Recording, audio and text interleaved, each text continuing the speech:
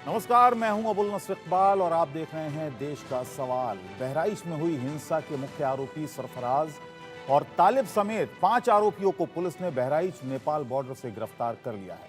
आरोपी नेपाल भागने की फिराक में थे। पुलिस पर आरोपियों ने फायरिंग की, जिसके बाद पुलिस की जवाबी कार्रवाई में 2 आरोपियों सरफराज और तालिब के पैर में गोली लगी।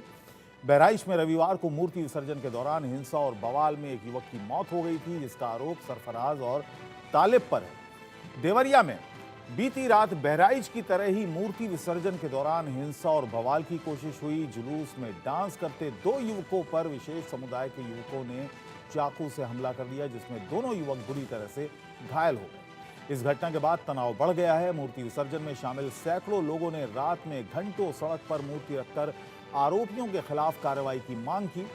3 दिन में दूसरी बड़ी हिंसा की साजिश को देखते हुए भारी संख्या में पुलिस बल मौके पर पहुंचा है। फिलहाल देवरिया के मझौली राज कस्बे में पुलिस आज भी गश्त कर रही है। मैं बहराइच के वानागंज की रहने वाली हूँ। मेरा मायका महाराजगंज में है। रविवार को जो वहाँ दंगा हुआ है, उसमें जिस आदमी की मृत्यु हुई है, उसका इल्जाम मेरे पिता और मेरे भाइयों पे आया है। मेरे पिता का नाम अब्दुल हमीद और मेरे भाई का नाम सरफराज अहमद और मोहम्मद फहीम है। उस दंगे के बाद 14 तारीख को एसटीएफ की टीम मेरे घर पहुंची और वहां किवानागंज पहुंची, मेरे ससुराल, और वहां मेरे घर की तलाशी ली। जब वहां कोई नहीं मिला तो वो लोग मेरे पति ओसामा और मेरे देवर शाहिद को लेके चले गए।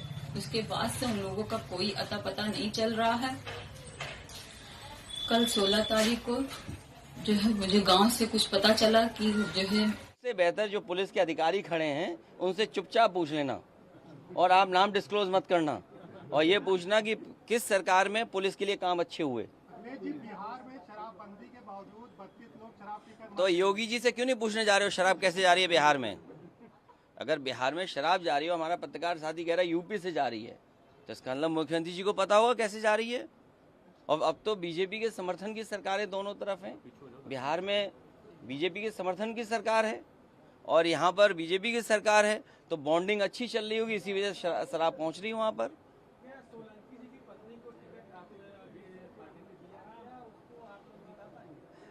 अगर आपको और कोई सुझाव देना हो तो बता दो। वो जीतेंगी, अच्छे वोटों से जीतेंगी। उन्हें भी झूठा फंसाया इसलिए कि वो मुस्लिम विधायक हैं। आरोपी पकड़े गए हैं और इन आरोपियों को पुलिस हिरासत में लेने के समय से ही इनसे गहनतापूर्वक इंटेरोगेशन की जा रही थी और इनकी निशानदेही पे अन्य स्थानों पर भी रेड की जा रही थी जहां अन्य अभियुक्तों के छुपे होने की सूचना थी, तथा मर्डर वेपन रिकवर करना हमारे लिए एक बहुत बड़ी प्राथमिकता थी। तो इनमें जो 2 मुख्य अभियुक्त हैं, मोहम्मद सरफराज उर्फ रिंकू और मोहम्मद तालीम उर्फ सबलू, इनकी निशानदेही पे ही पुलिस की टीम नानपारा क्षेत्र में मर्डर वेपन की रिकवरी के लिए गई थी। और वहां पे जब गए तो जो डीबीबीएल गन इनके द्वारा घटना में यूज की गई थी वो लोडेड हालत में रखी हुई थी। एक अन्य असलहा भी रखा हुआ था जिससे इन्होंने पुलिस पर फायर किया और आत्मरक्षा में पुलिस को जवाबी फायरिंग करनी पड़ी, जिसमें ये घायल हुए हैं। उनको उपचार प्रदान किया जा रहा है और आज 5 जो अभियुक्त हैं औपचारिक रूप से गिरफ्तार किए गए हैं। इनके विरुद्ध अग्रिम विधिक कार्रवाई की जा रही है। पहले से फर्जी इनकाउंटर करा रही है, चाहे वो मंगेश यादव का हो, अजीत प्रताप सिंह का हो, चाहे ये बहराइच, ये केवल और केवल अपने फेलिवर को, अपनी कमियों को छिपाने के लिए की। इसमें जो पीएम रिपोर्ट आई है रामगोपाल की, उसमें जो है उसके साथ में दरिद्री ऐसी चीजें दिख रही है।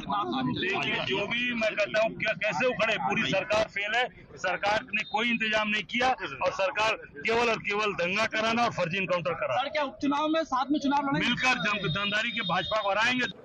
अगर इनकाउंटर से ही लॉ एंड ऑर्डर बेहतर हो रहा होता तो अभी उत्तर प्रदेश कई आंकड़ों में और प्रदेशों से अच्छा होता। जीरो टॉलरेंस का नारा देने वाले उन्हें खुद अपने आप पर सोचना चाहिए।